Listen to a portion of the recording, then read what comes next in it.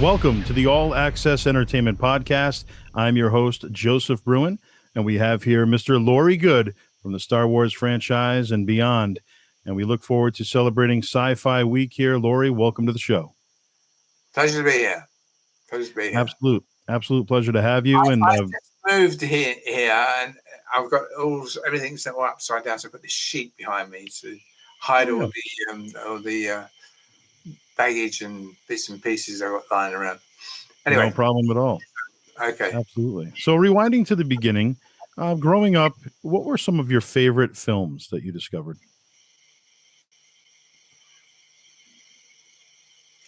What was what?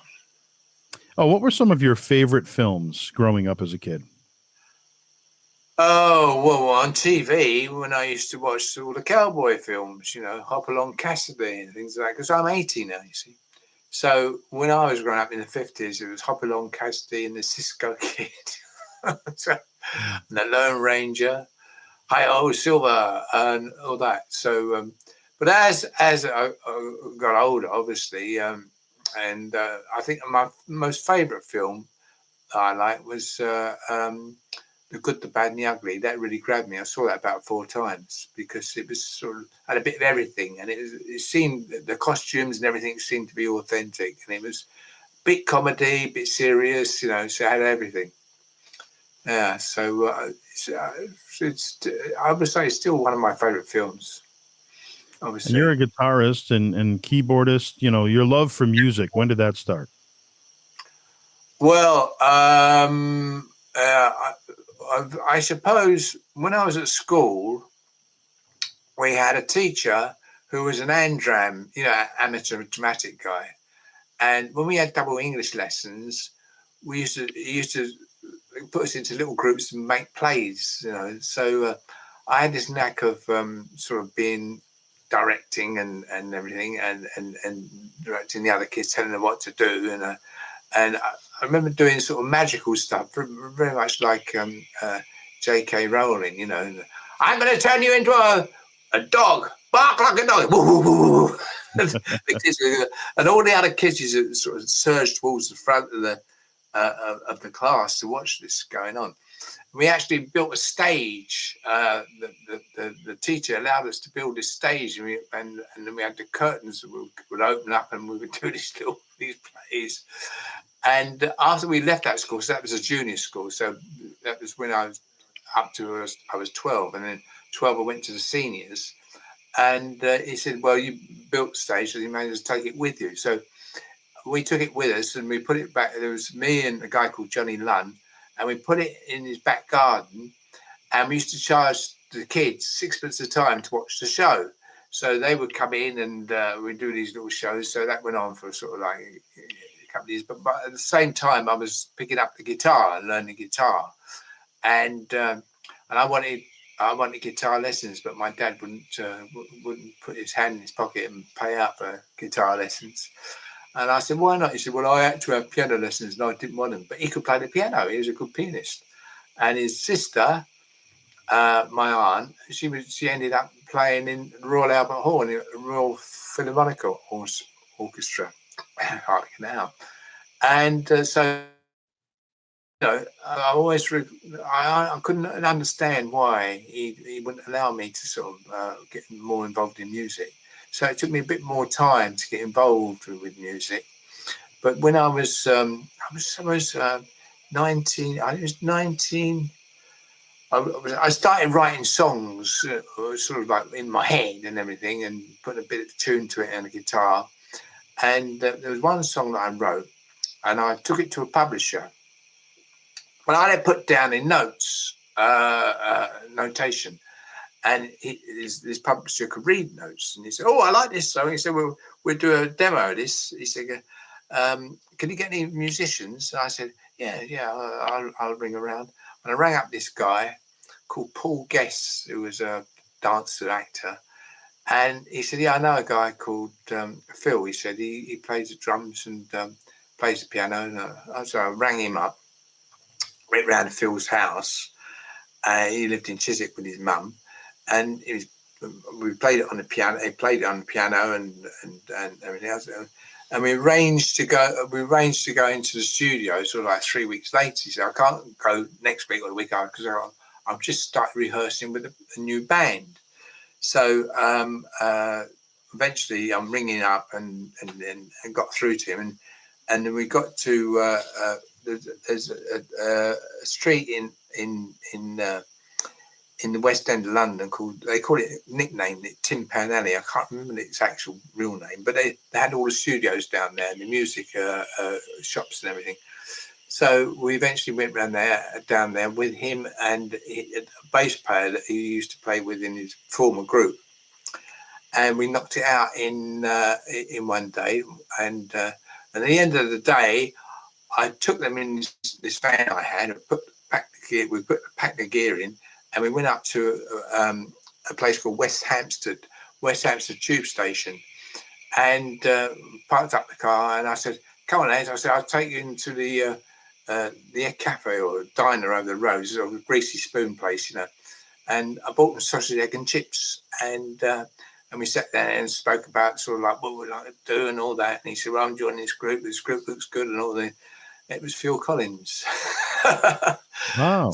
So I've actually got Phil Collins play, and I've got him to sing the song as well because he got into it well, you know. And I thought maybe he could do it better than me, so he sang it as well. So I still got the tape somewhere, but I daren't put it out on the on the internet, you know, because actually I'd quite like to meet him again because obviously I didn't keep in touch with him because you know he went off somewhere else and you know and then moved out of his mum's place, so there was no way I could time. So but I'd like to meet him again now. I mean, he's quite ill now. He's had back problems, as I've had as back problems as well. But I'd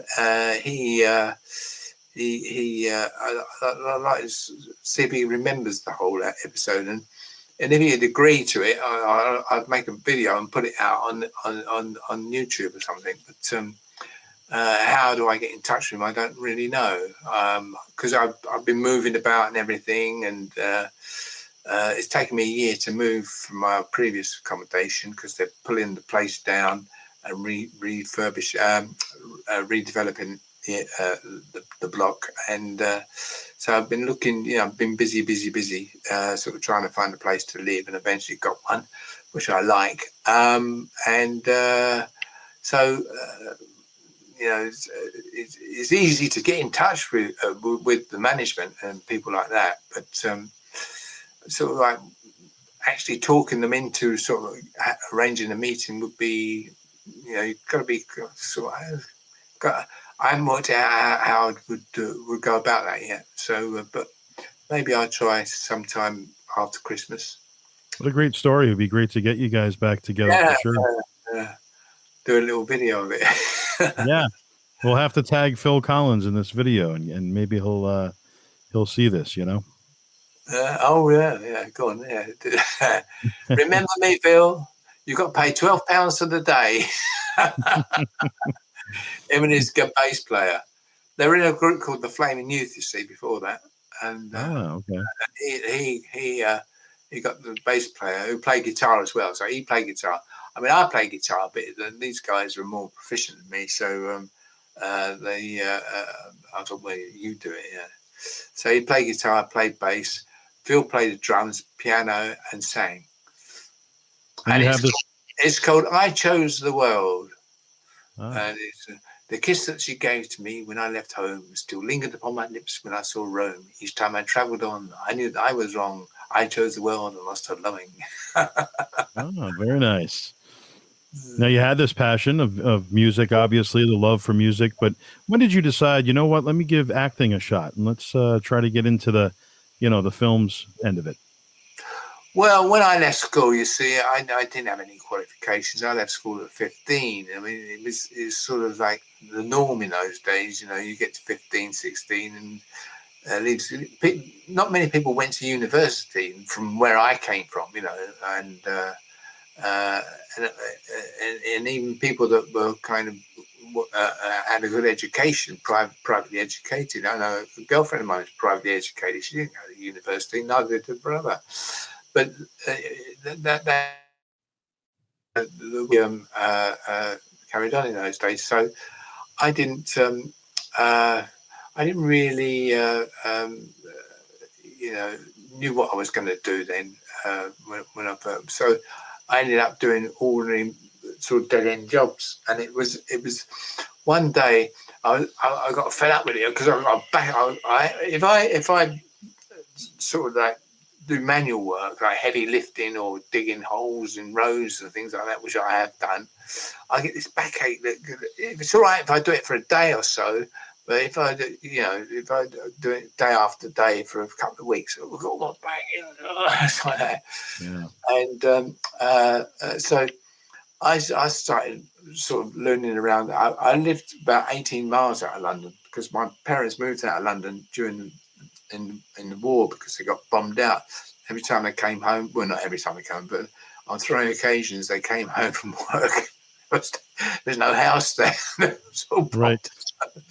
So they moved out to a place called Egham, which is Runnymede, next door to Runnymede. Runnymede's on the other side of the road, the A30. So it's only about 18 miles from London. So when I got to I thought, I'm not going to do this work anymore, this manual work. So I used to learn about in London, going to the clubs and everything. We've got little money I had. And I met this guy called Victor Ratellis, who worked at the BBC. And he was a director's assistant. And he said, you want to do some extra work? I said, yeah, I do some extra work. So he put me on a job in 1966 called Adam's Adamant Lives. And I went along there, and these other guys there, the extras, they said, what agent are you from? Agent? What's an agent? What do you mean, agent? I said, well, I'm from Jeff Shane Agency. Oh, Jeff Shane Agency. Wrote that down. And there's another guy. What agent are you from? Adele Lorraine. Oh, Adele Lorraine. I wrote that down. The next day I'm on the phone. You want to? Can I join the agency? So then I started doing that, and then I got sort of like commercials. I was auditioning for commercials, and when you did a commercial in those days, I don't know how it works now because I haven't done any acting or anything like that since 2015.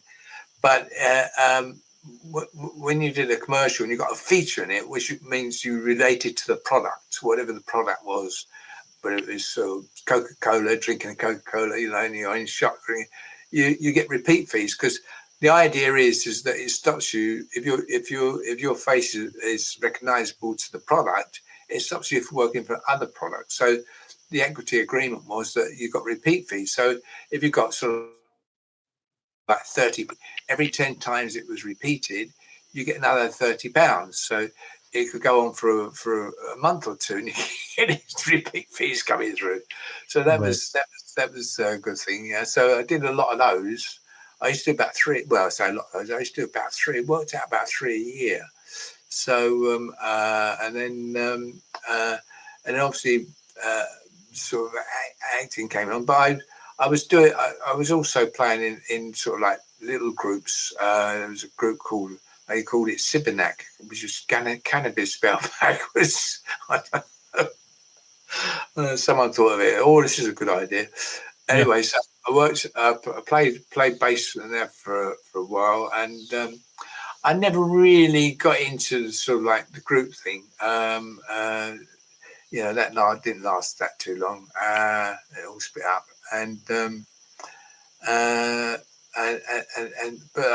but I was more sort of more into sort of writing songs and recording them. So I've got a lot of songs that I've recorded there, and I was pretty green about the way the system works, and although I felt I had good songs, I didn't know how to go about trying to place them anywhere, it just went on like that, and I was earning money anyway doing the film work and the modelling work, and I did photographic modelling as well. So I was just let it slide. But I suppose since I stopped doing film work and I moved out of London, I've been more interested in doing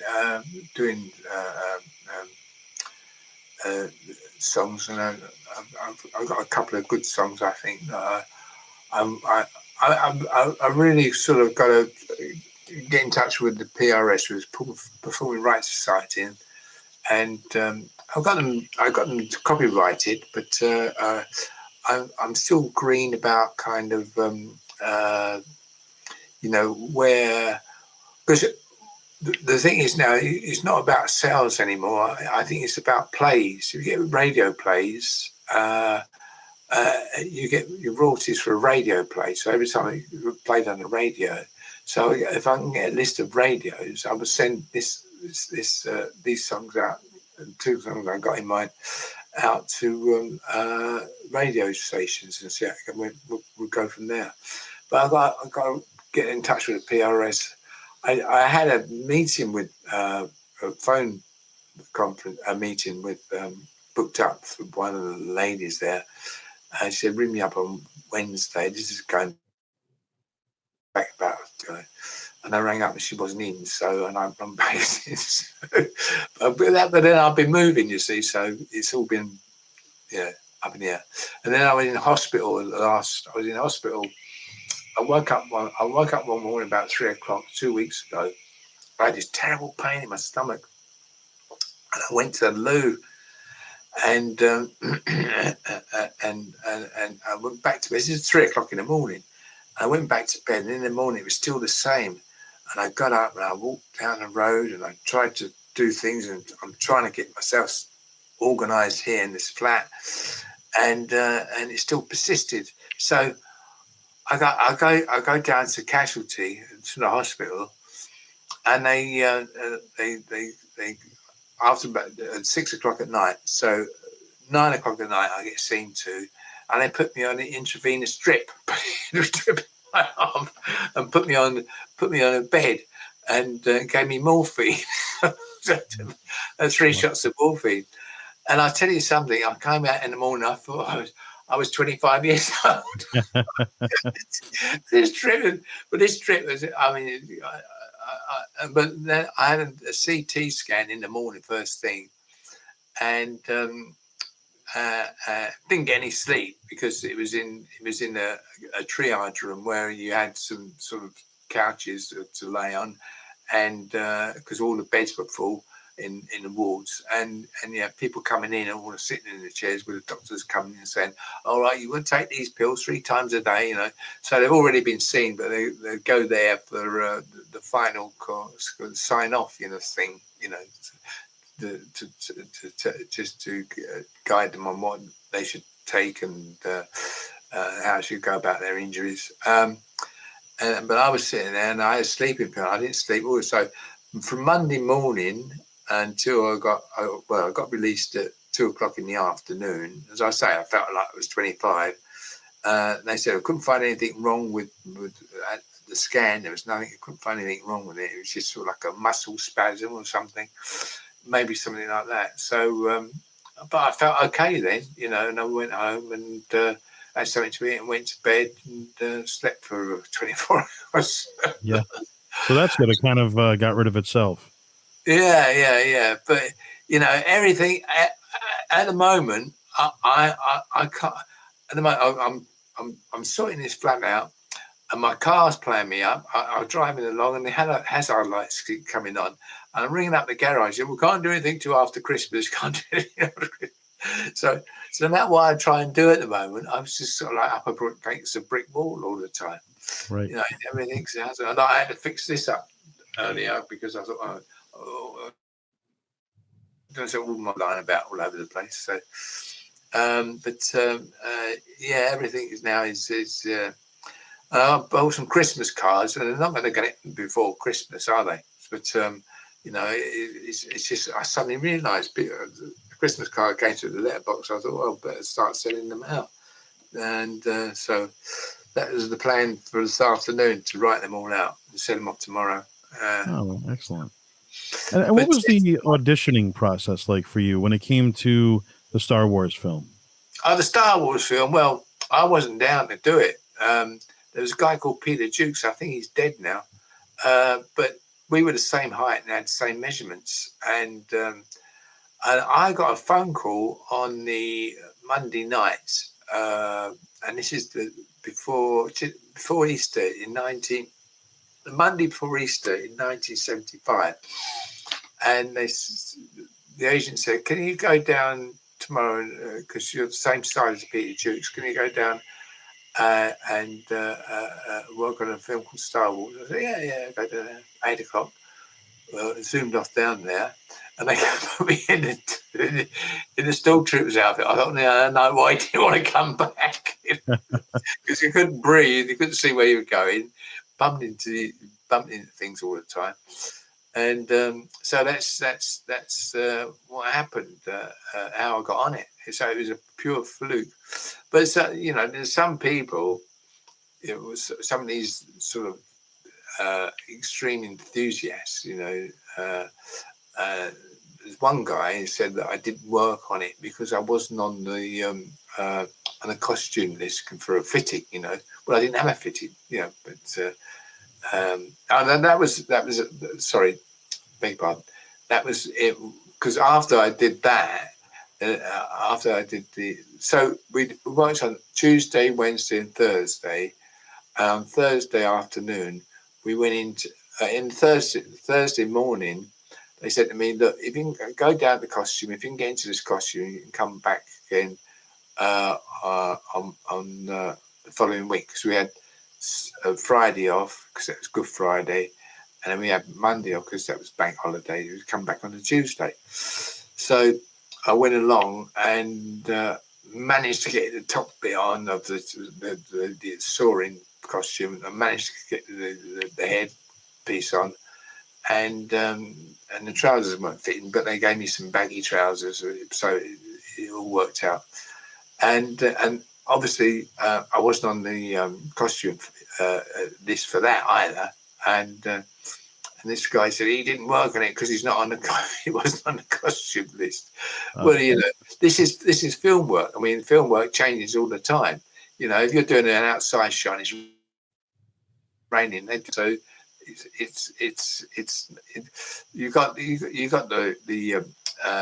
list of action, what's going to happen during the day, but it changes when circumstances change. So that's how I got on to doing soaring.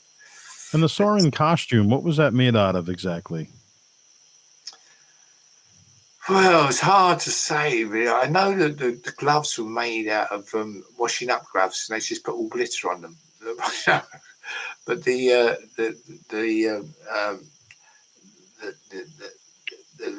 headpiece was sort of like rubbery stuff, sort of kind of latex. No, not latex. The wrong one, is it?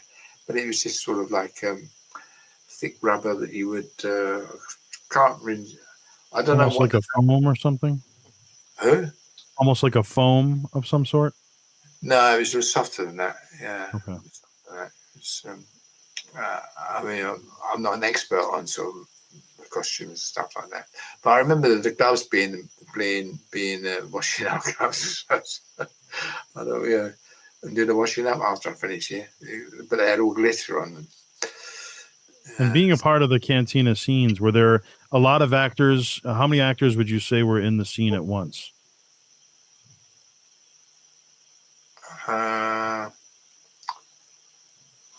Well, virtually all of them sometimes, but then when they did in the alcoves, when what's his name gets shot, Paul Blake. Paul Blake gets shot. What's his character called? Greedo. When Greedo gets shot, obviously, they just do that bit there.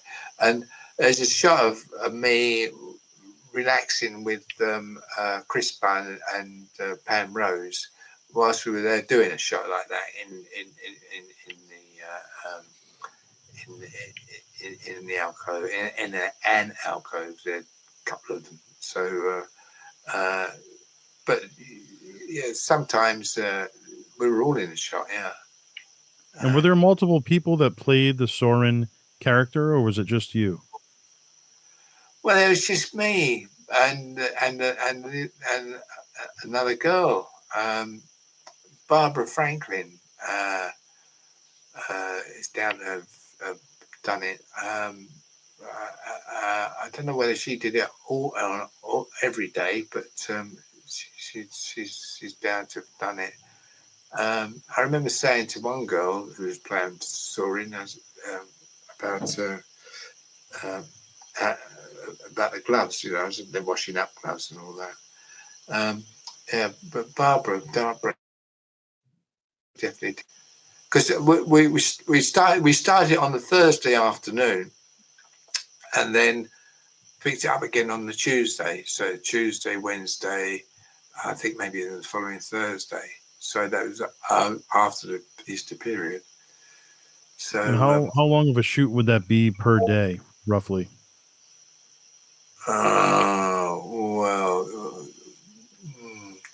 Well, it's usually an 8:00 start, and sometimes we work on to about 6 at night. Yeah, Wow. about 6. And it's yeah. So it wasn't. You're not working all the time. You're hanging around sometimes. I mean, it was a hot summer, and I mean, probably one of the hottest summers we've had for many years, and whenever we could, we were out. There's a section of grass outside, and we would take our costume, or whether we were stormtroopers or whatever, say sunbathe. And this is before Easter, which is quite rare. And so we went, and then the assistant would come out and say, right, I want 3 of you for the next shot, 3 stormtroopers for the next shot. Everyone no one wanted to shot because we put the helmet back on. I mean, I had 2, so I've gone out of the frying pan into the fire kind of thing. So I've got the stormtrooper's helmet on, and then I've got the Soren's helmet on. And that was the Soren helmet was the worst one. You couldn't really breathe properly, and but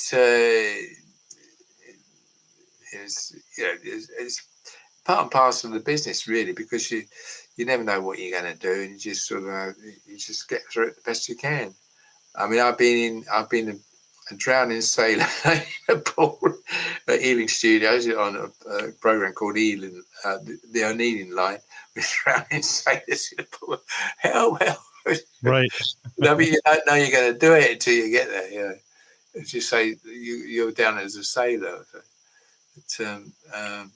yeah, so. But in those days, it was great, really, because we were a lot younger, and usually every lunchtime we sort of like find a bar somewhere. It was really good. Yep.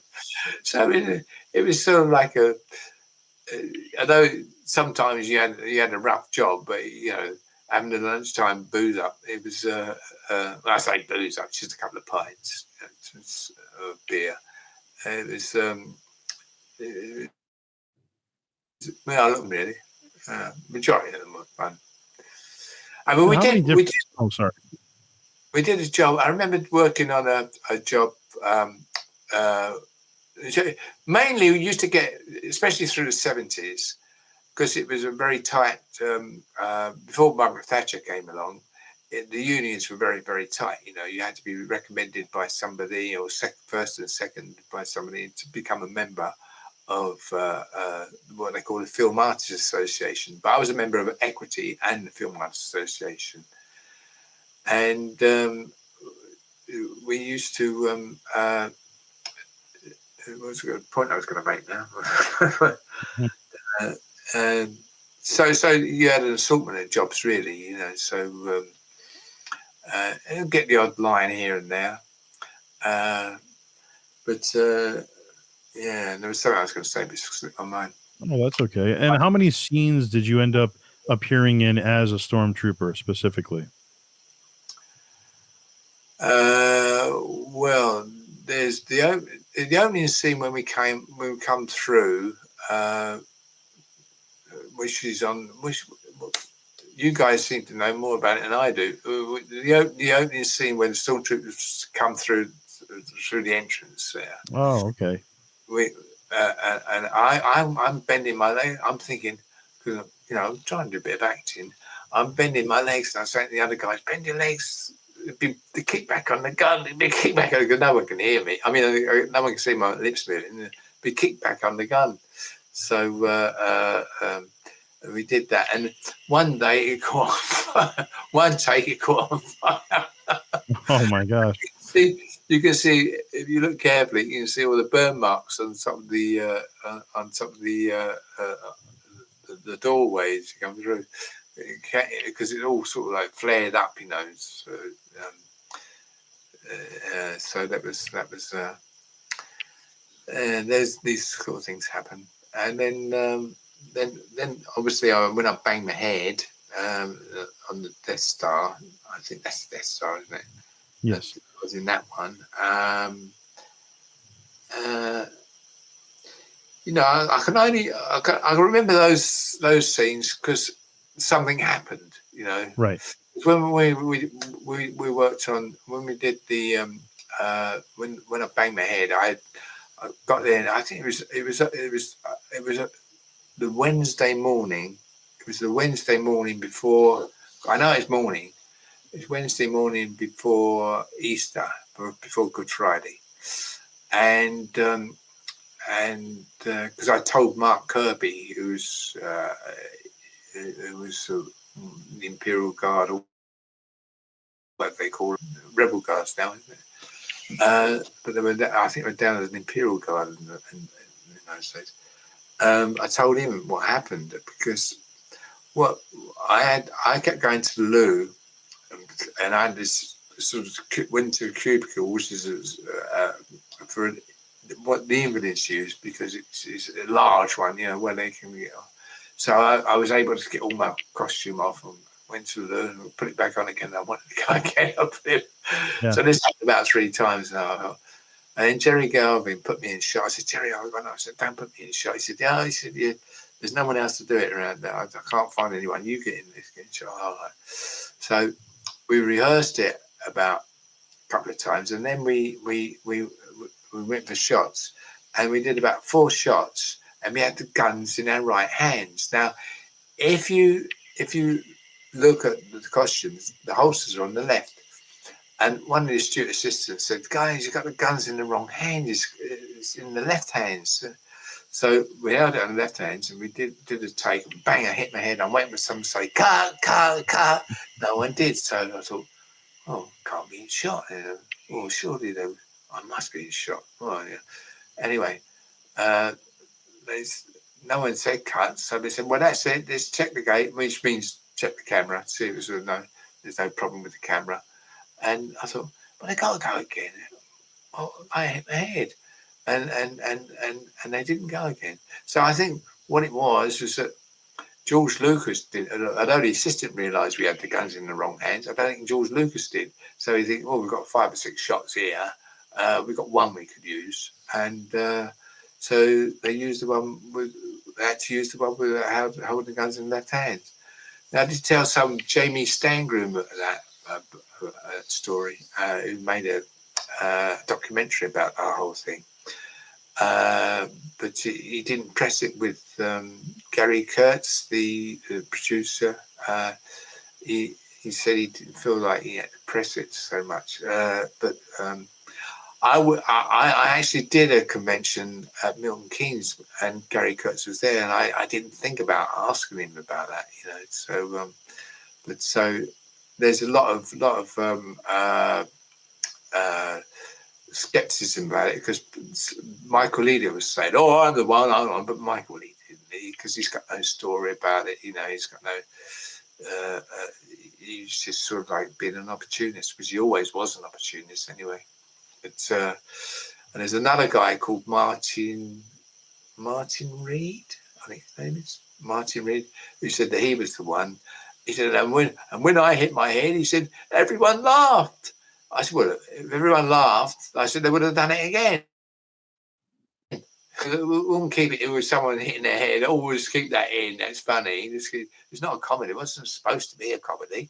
So they would have done it again. But so I think you discount him. And Michael Leader was asked by Jamie Stangroom to take part in this documentary. He wanted to find out who was the Stormtrooper who banged his head. And he said, "Oh, I'm not allowed to do it." He said, "Because I'm working on the BBC. I'm working for the."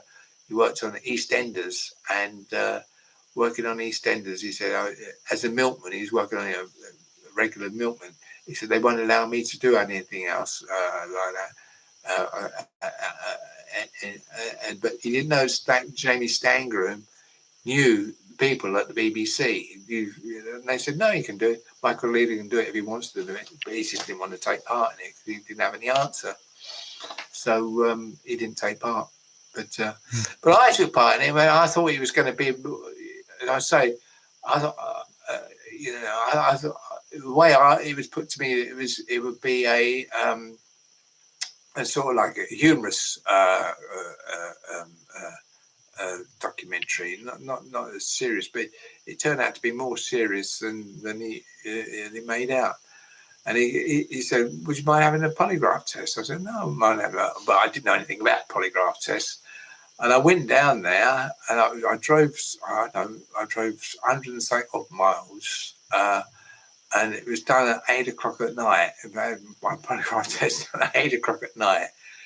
And I had this back complaint, and I was taking sleeping pills and other pills for relief.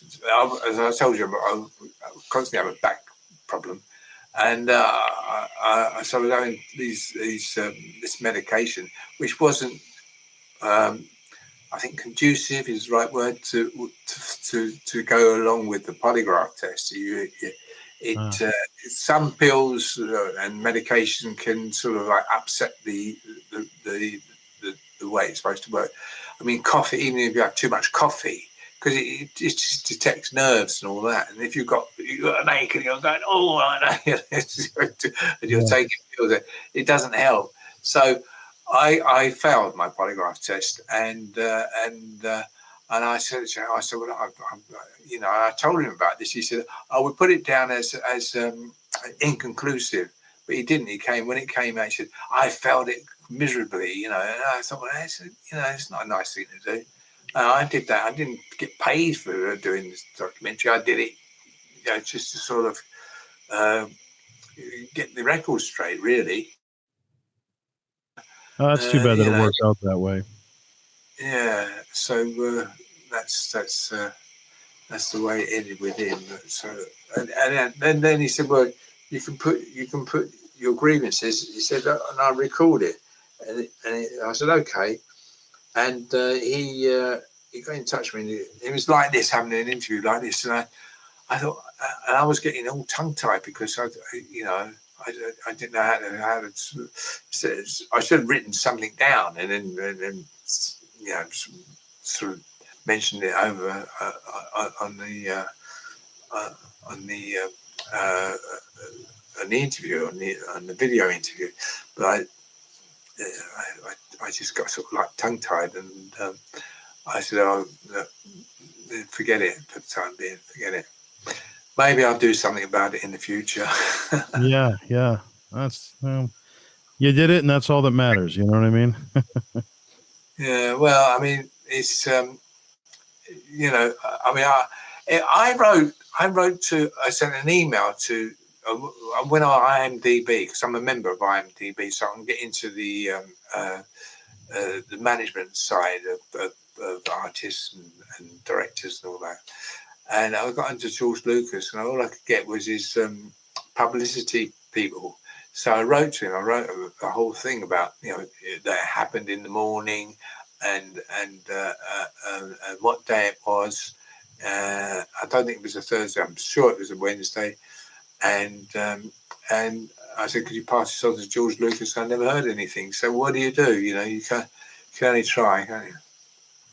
Now, George Lucas, what were your experiences like with him? Your interactions early on?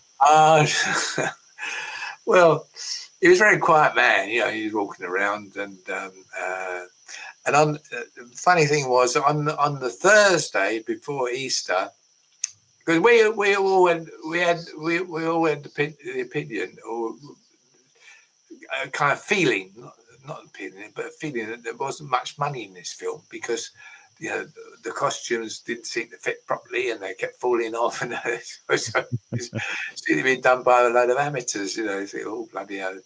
And then you had Dave Prowse, who had a strong West Country accent. He talked like that. Take the princess away and put her in. It's like Long John Silver.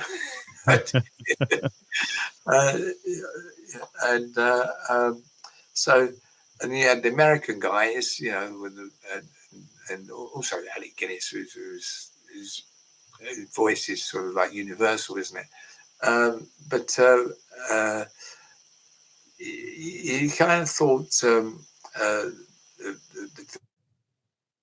film wasn't, sort of had much money. And then on the Thursday before we broke up for the Easter break, the assistant came and he said about 3 o'clock in the afternoon or 2 o'clock in the afternoon. He said, "Now, before you go home tonight," he said, "if you like to go to stage 16 or 17, whatever it was," he said, "there'd be an Easter present for you, and we'll see you all back here on Tuesday." So a lot of people went home, but a few of us went in there. And there was these tables of booze and Easter eggs.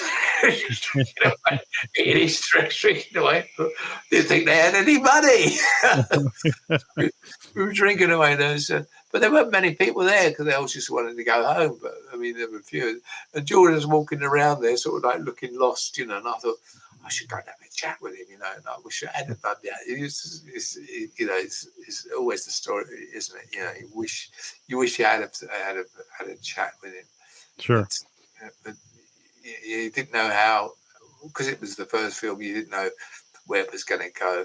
But he was walking around in his checkered shirt, and he was all alone there, sort of like, sipping a beer and just looking about, maybe talking to the odd person occasionally, like the crew. But but there was. It's funny how it sort of you suddenly get a surprise like that when you think, well, they've got no money, and then suddenly they're giving this booze and Easter eggs away.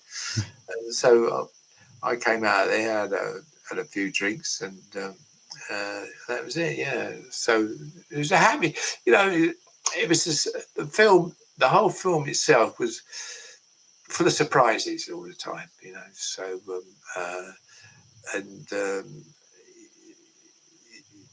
you didn't know where it was going to go or what was going to happen to it, but I'm glad it did. Obviously, I'm glad it did to take off, and Carrie Fisher used to talk to the guys from the east part of London where they speak Cockney rhyming slang, and talk to me, tell me some Cockney,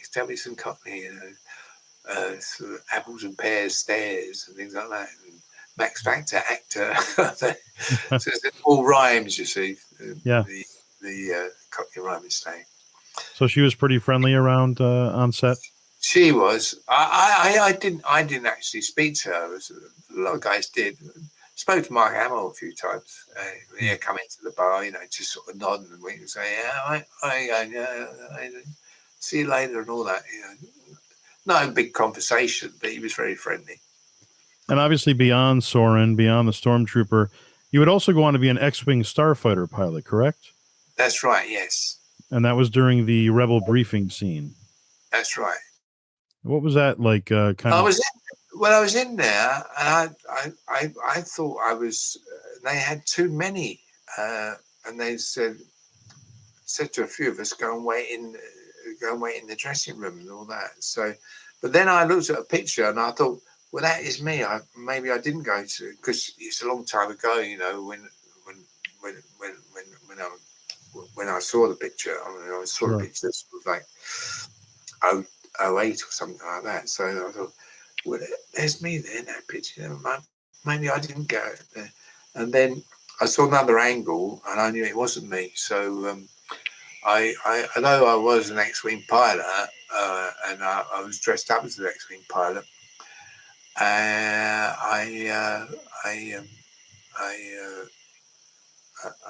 don't sign as an X-Wing pilot unless someone asked me to. But I was in the costume there, and I could have been in the film before they had too many. And I remember being told that, you know, we've got too many here, so some of them went back to the dressing room. I think I was one, but I don't know whether they did some filming. I can't remember if they did some filming before that. And but there is a picture of me that's arisen recently of me. I'll send it to you if you like. Of me as a rebel trooper, and I'm looking at, and I'm in the, I'm in this. I think it was at Twickenham when we did the Shepperton when we did the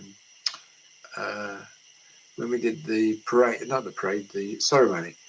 And I'm looking at the workman who banging nails in a piece of wood, and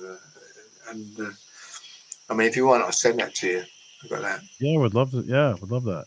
Because it's I never signed as a rebel trooper, but it is a rebel troop, isn't it? It's not an Imperial Guard. I mean, we were down as Imperial Guards, right? Rebel troop, right? Yeah, Imperial Guard's a little different. Yeah. Yeah. And, you know, of course, basically at that time, you know, the big premiere, were you a part of that when the film eventually came out? No.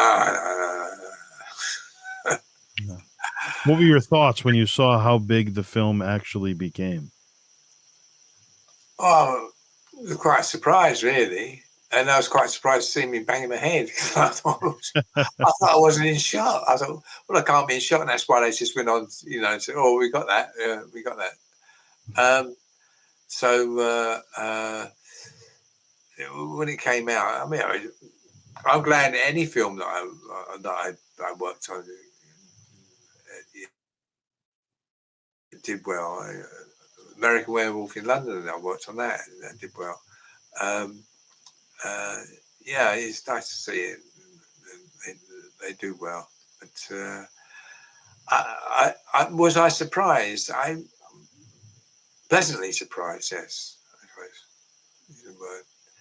But once it did sort of like go big, you know, you knew the next one would go big because yeah.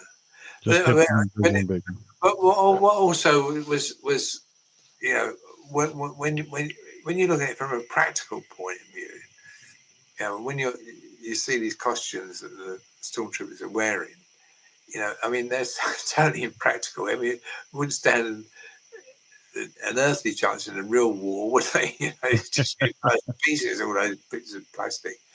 But the effect that it creates is quite impressive. And of course, an American Werewolf in London, like you mentioned.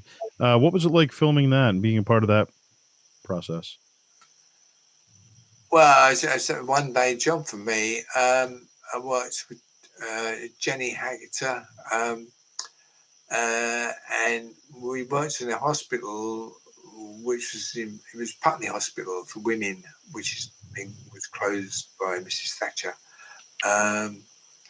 So that was just a one-day thing. I can't remember much more about that, really. It was just I was a porter, that's all, you know, just pushing the trolley along. Yep. I can't remember what else I did on it. And that was a one-day project for you. You know, when it comes to Star Wars, you said it was around 8 a.m. to 6 p.m. day, but how many days were you actually filming for Star Wars? So it'd be Tuesday, Wednesday, Thursday, and then the next Tuesday, Wednesday, and Thursday, I think. So there's 6 days there, 5 or 6 days, and then coming back on odd days, and then coming back doing doing the ceremony at Shepperton Studios. That was just a 1 day thing. I think it was a 1 day thing. It might have been 2 days. I don't know. Can't remember. You mentioned conventions, going to different conventions, Comic-Cons. What are some of the different places that you've traveled to over the years, and are there any fan interactions that stand out to you? I've been all over the UK. Been up to Newcastle. I've been down as far as Deal in Kent. I've been to Wales. But also Holland, the Netherlands, been to France, been to Germany. I was asked to go to the US, but I don't fancy flying all around. Yeah.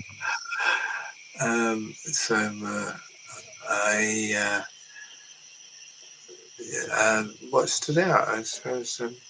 I've got quite friendly with Priscilla Barnes on one of the conventions, and also what's his name? Oh God, can't remember his name now. Priscilla Barnes. He was in. I'm sure he was in American. Once Upon a Time in America. Who's in that? You mentioned the names. The top 4 actors. Not too sure on that one. I should remember his name, really. He's a nice guy. And what's it like meeting the fans? You're meeting the fans one-on-one. You have those interactions, and they have such a love for Star Wars. Well, generally, they're great fans. They're easygoing. They're keen, and obviously they tell me a lot of stuff that I don't really know. So that's always helpful. But I mean, I've never really. I don't think I can't recall ever meeting a fan that's or a Star Wars person, put it that way, who's been sort of like offhand in any way. They're all very friendly and helpful, and it's nice to chat to them. And, so that's it, really. I mean.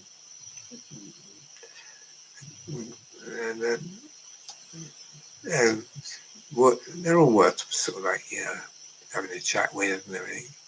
I always find that I'm chatting to them, and then maybe someone else behind waiting to be seen, to get an autograph.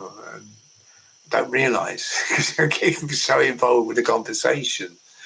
So And did you ever get an opportunity to have interactions at these conventions with some of the other Star Wars actors over the years? The other what? You missed out there. Oh, over the years of the conventions, did you ever get an opportunity to interact with some of the other Star Wars actors over the years? In what capacity? Just get to, meet some of them for the first time that maybe you didn't get to meet on set, or kind of, build a relationship with any of them, or. Well, yeah, it all depends on sort of Comic Cons. If you do a Star Wars convention, you kind of meet the same people again. But Comic Cons, you meet different people. as I say, I got very friendly with Priscilla Barnes. I wish I can remember the other guy. Mhm. I'll look him up if you like, but take too long. But yeah, I had a drink. Yeah, a drink in the evening. Socialize. That's good. So there is some opportunity to just kind of hang out with everybody.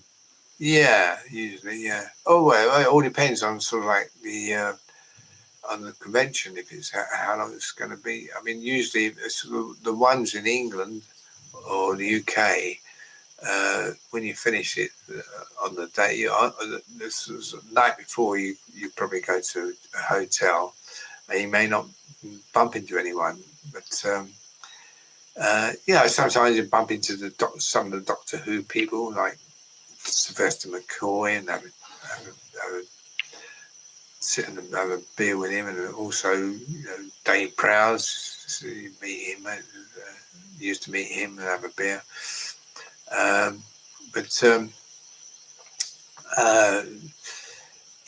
Usually you finish when you finish the convention, you just go off home because it's just one day. I remember doing a 3-day convention in Manchester a few years ago, about 10 years ago, I suppose. And then you get in the bar with all the people. Then sort of a good sort of social evening there. So that happens occasionally.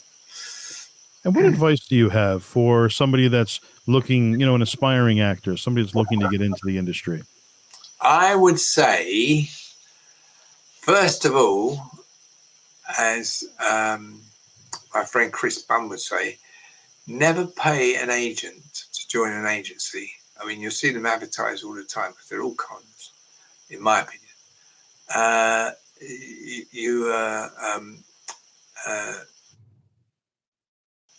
Obviously, you got to go where the work is. So you got to go to. I mean, London is the place to be. I mean, that's where I did all my work, mainly. And the thing was that if you do, I remember doing a job down in Swanage, which is down by the south coast in Dorset, I think, Dorset. And we did it there for 3. It was a documentary about Roman soldiers bathing in a river of immortality. and with the snakes. So we're all in nude. We're all in nude. We had to go down to this place by the coast, and I remember there was this director called Carlos Bassini. Hello, Carlos, if you're listening. And he was about our age then. He was mid-20s, and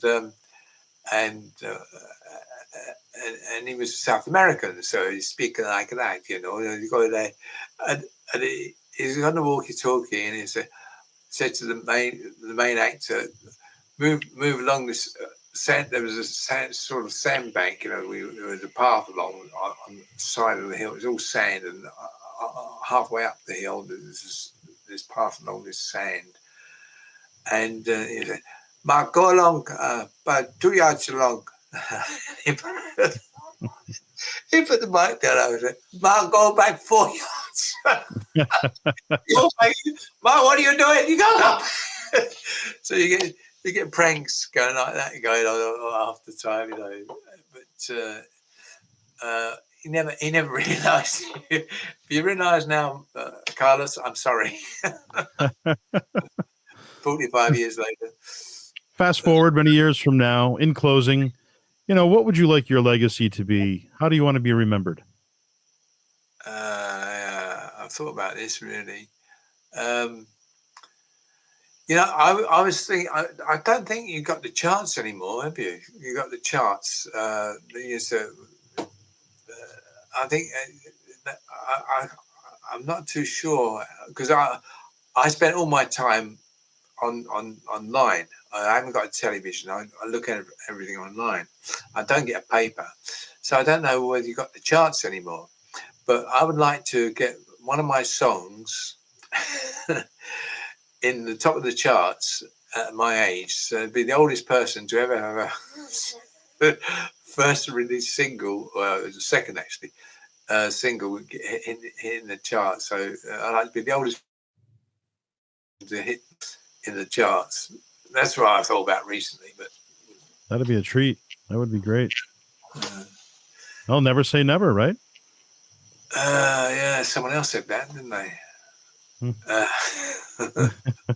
You never know. I see what I was going to tell you.